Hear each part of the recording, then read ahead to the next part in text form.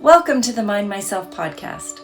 I'm Esther, and it is my pleasure to be bringing you information about healthcare approaches, health issues, and people's health journey stories, all from the complementary, holistic, and integrative perspectives, helping you become your own best health advocate and helping you make your own informed choices because you matter.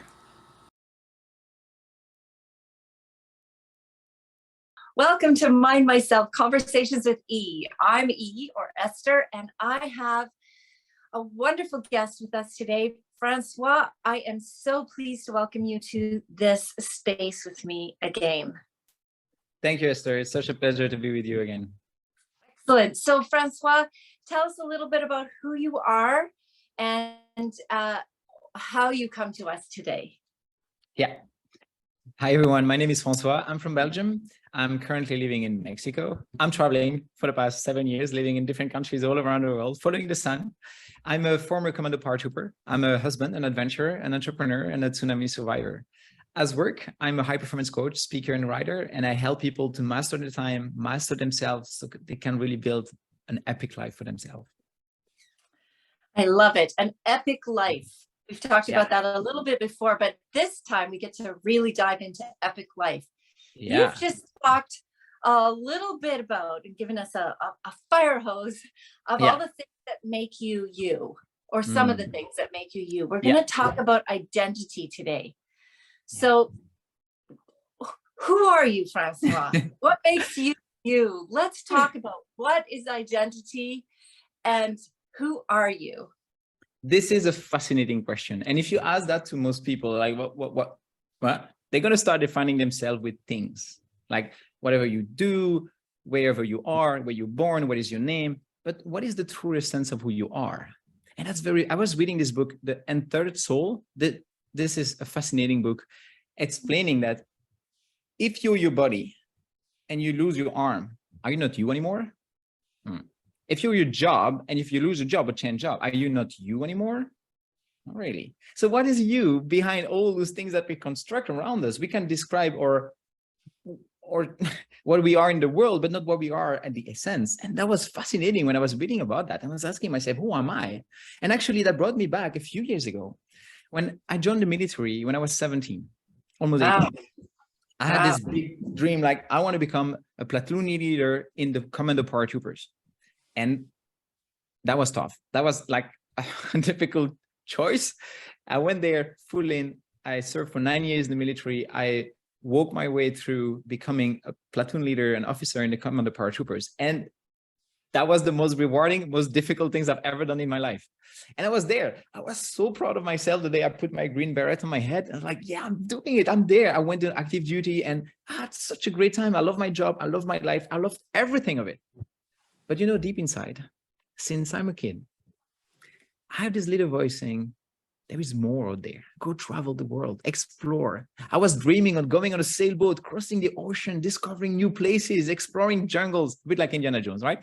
I was living totally in this fantasy, like I want that. Then I grew up, I figured out, there's not really a master degree for that. So I joined the military. But still this voice was there. And I met my beautiful wife on a tiny island in Indonesia. And I was sharing this dream, you know, like, I so want to go travel the world, but, you know, it's not very rational. I have my job, I have everything great, my career in front of me. And she said, well, when are you going to do it? And I expected to have, yeah, you're right. That's not realistic. Just stay down to earth, right? Do your thing, do normal. No, she cheered me on. And I was like, wow, is that actually possible? I was so happy. And I came back and then, of course, we fell in love. At first sight, at least I like to believe so. And then we started a long distance relationship. And then together we decided to go on a journey to help each other dreams come true. And my dream was to travel the world. And her dream at the time was to go live in Nepal. And we said, you know what? We're going to travel around the world and go live in Nepal. And that was beautiful. That was a very, very challenging decision because I came back to Europe. I was explaining to my friends, my family, like, I'm going to quit the military. And people are like, what? Wait a minute. You have a good job, you love what you do, you have a good salary, you have your old career in front of you. What are you doing? It's hard out there. We're all struggling, trying to find a job that pays, that is nice, that we actually enjoy, and you have everything you want and you want to quit? You crazy? And yes, maybe it was a bit crazy, but I knew But if I what's would life not do without a bit of craziness, right? exactly. If not now, when? If not me, who? I love to ask myself these questions. And I realized, yeah, if I don't it now, I'm never going to do it. I'm going to live with regrets. And so I went to the colonel of my base and I said, here's my resignation paper. I'm going to leave. And it really reacted so well. I was supported with every said, you're going to be such a loss, but I understand if it's your calling, like I respect your decision. That really touched my heart. I went to my parents, said, I'm quitting. They said, go live your dream, go live your life, the life that you want. And I was really happy. We moved in Costa Rica at the time and it started. And I was so excited. Like we started traveling and like, yeah, I'm free. I'm having a blast around the world, learning new language, new culture, exploring. And then I realized like, but who am I? What is the whole point? What am I doing? What is life? And then we arrived in Indonesia and my wife found a job there for we stayed there for almost 3 years at the end to prepare ourselves to go to Nepal. It's a very long story, but that was the preparation to actually make this dream to go to Nepal through.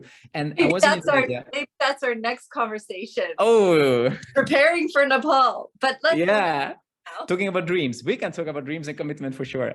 But so we were in Indonesia and she had a job in an international school there and I could not work. I was on a dependent visa. So I was staying at home and I was really happy at first. And then I got really bored. And I was like, wow, I came from a combat position, trained for combat in the military, to being a housewife. I was at home. I was trying to do everything I could to support her because I was not making any money. I was depending 100% on her. So I was cooking, I was cleaning, I was doing the groceries, the dishes, I was doing everything to make my contribution. But I had such a huge identity crisis. I realized, who am I? I'm a soldier. I'm not that. Not that I don't like to do that. I like to support and serve. I mean, I do my part, but still it felt so weird because I had nothing to really lean on. And then a few years later, I had kind of I stick with this feeling. A few years later, after this double natural disaster happened to me, and my life again got put upside down, thinking, what am I here for? Who am I? What am I in the world? What am I supposed to do? And I had all those questions going in through my mind.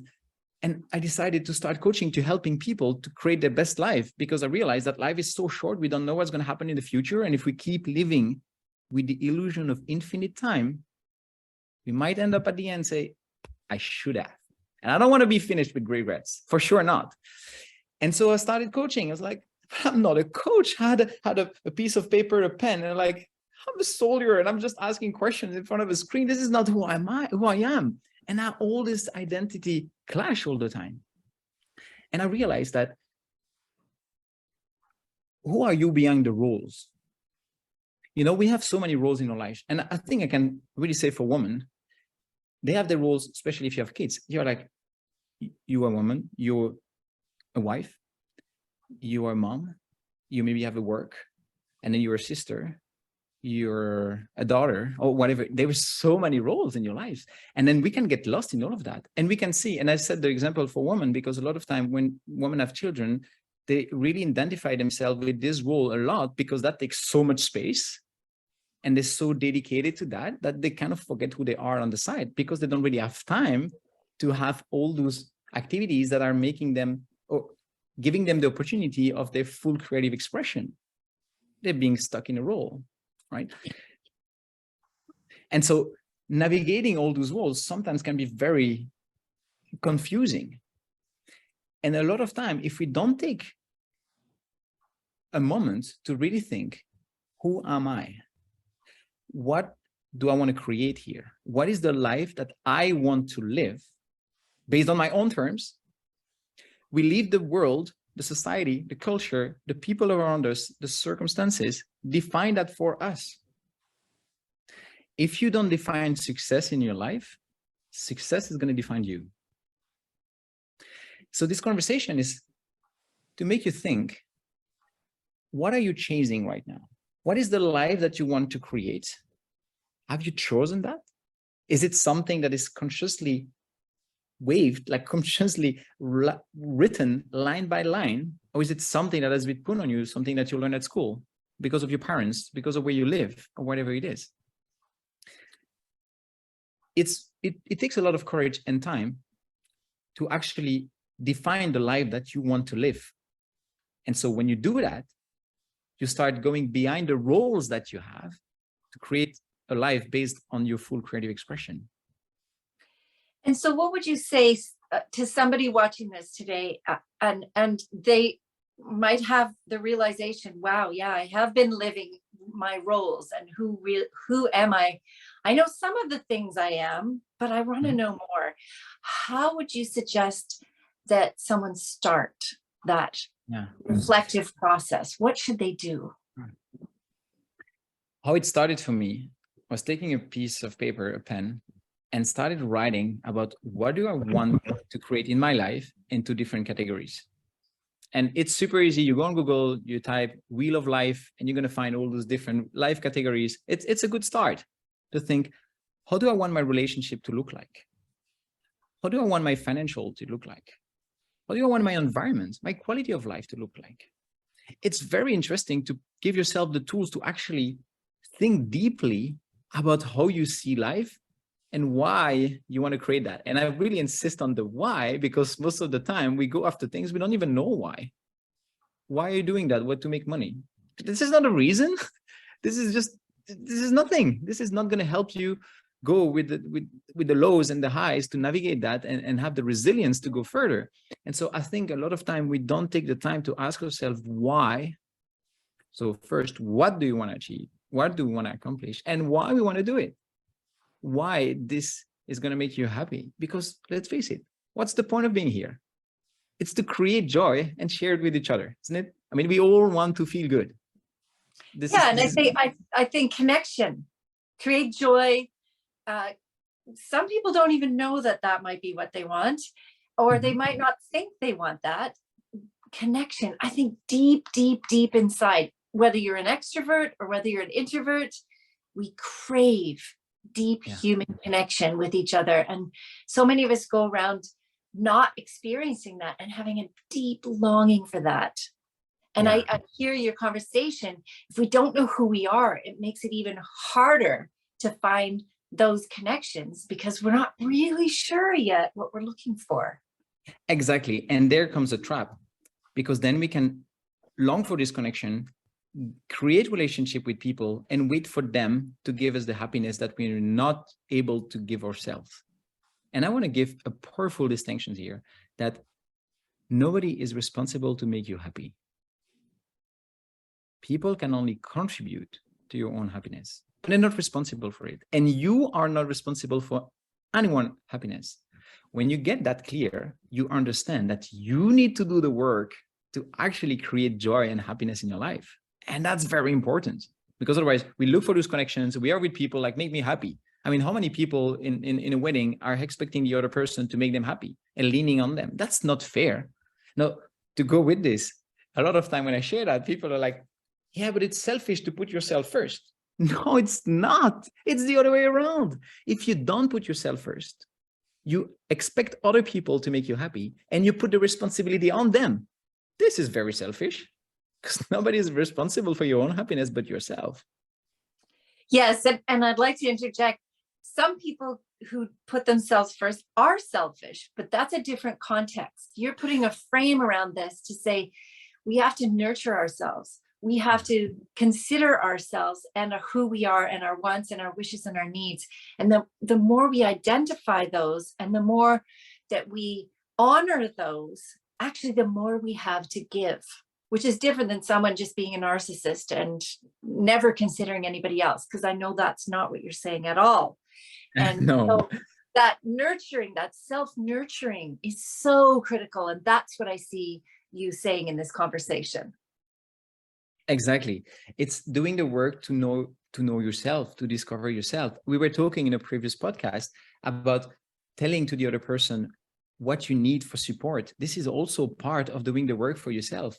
If you want to be able to say that, you need to figure out for yourself first, to know, what do I need? What is the support that I need? What makes me happy? And how can I create more of that in my life? And this is the whole thing. Only if you know who you are, you can live with full integrity. If you don't, it's easy to go left and right and not really knowing what you really stand for. And then you're very influenceable. And your mind, sometimes the voice that is always making you choose for immediate pleasure and go away from discomfort and long-term satisfaction, is going to take over. And you're not going to be able to reach those long-term satisfaction goals or whatever objective that you have. And so understanding who you are behind your roles, behind what the society has put on you, behind what success has been defined for you and not you defining it, you need to go to your essence. And so the best way to do that is to write how you want your life to be.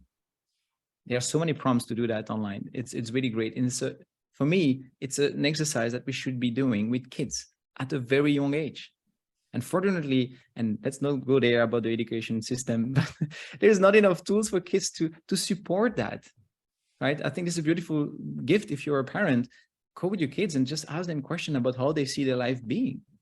Like, it doesn't matter what they say. What is really important is to see, how do they really want to feel? It's always about a feeling. We do things to feel a certain way. When we can identify that, we can figure out a different way to feel the same way, right? And this is very the essence of what you're going to do when you grow up. Now, I think it's important. Another distinction is, it's so much more important to figure out how you want to be in the world than what you want to do. Because when you are, you automatically do the things that are aligned with who you want to be, right? So this is fascinating. Yes, exactly. Yeah. Wow, we're coming to the end of our time, Francois, and this has been so rich and deep again. And again, we could talk about identity for hours.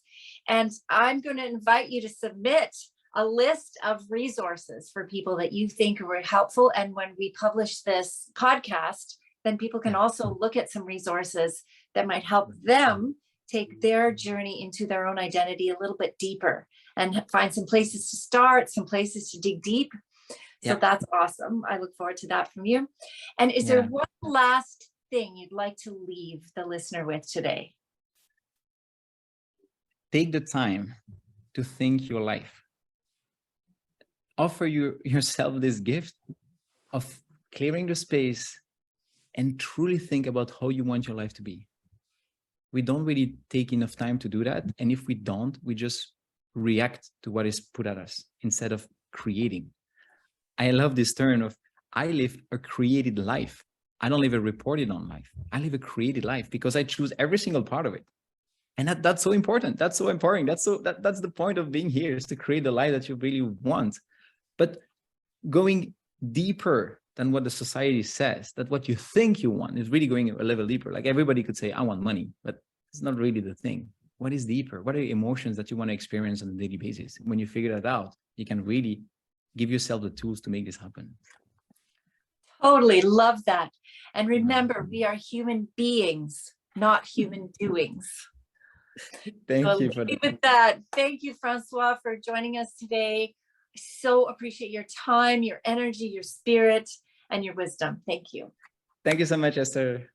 Thank you for being with us at the Mind Myself podcast today. We know that time is precious, and you've spent some of your valuable time with us. We're grateful. If you would like to reach out to our guests directly, the information is below. And if you would like more from Mind Myself, that information is also below. Please visit our website and check out all the information about the different complementary, holistic, and integrative healthcare approaches, information about health issues, more podcasts, tons of blogs, and we even have a community page for you where you could reach out and tell your story safely, or you could ask questions, and perhaps somebody else in the world is going through something similar to you.